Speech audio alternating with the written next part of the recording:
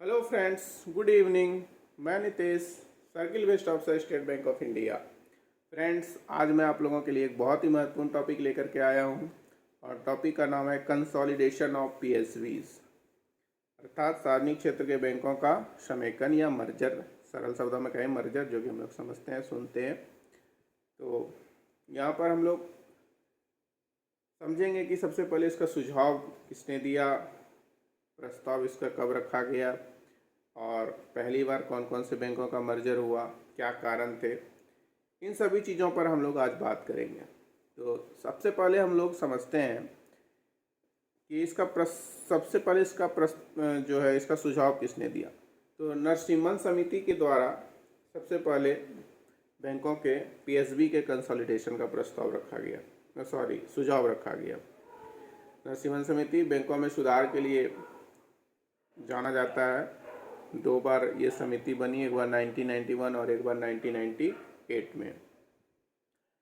अब इसका प्रस्ताव जो है यूनियन बजट 2016-17 में रखा गया और आर्थिक सर्वेक्षण 2019-20 के अनुसार 19-20 में ये कहा गया कि विश्व के 100 बैंकों, सबसे बड़े बैंकों की सूची में भारत का एकमात्र बैंक है, वो एसबीआई है। और जबकि अर्थव्यवस्था के आकार के अनुसार कम से कम 8 बैंक होने चाहिए।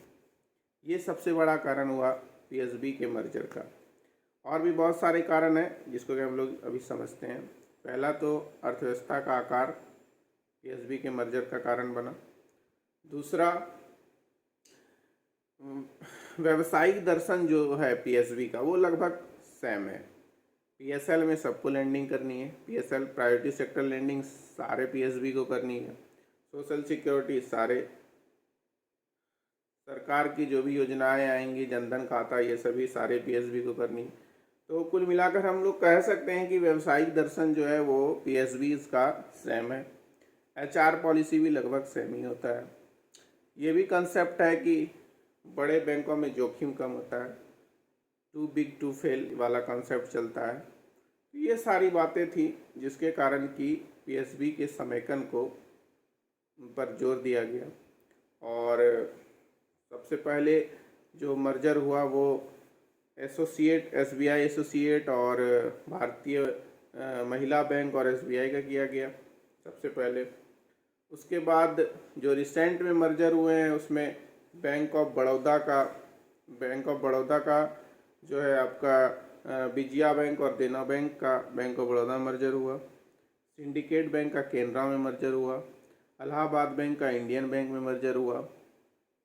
उसके बाद ओरिएंटल बैंक ऑफ कॉमर्स का पीएनबी में, तो साथ ही साथ यूनाइटेड बैंक ऑफ इंडिया का भी पीएनबी में मर्जर हुआ। आंध्रा बैंक और कॉरपोरेशन बैंक का यूनियन बैंक ऑफ इंडिया में मर्जर हुआ। ये सारे मर्जर बैंकों के हुए, जिसको कि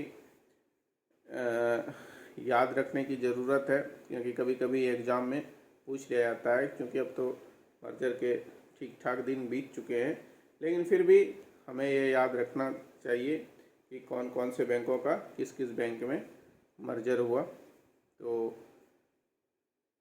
इस पर इतना ही। आगे और भी मैं ऐसे अच्छे टॉपिक लेकर के आऊँगा और उसको समझाने का कोशिश करूँगा।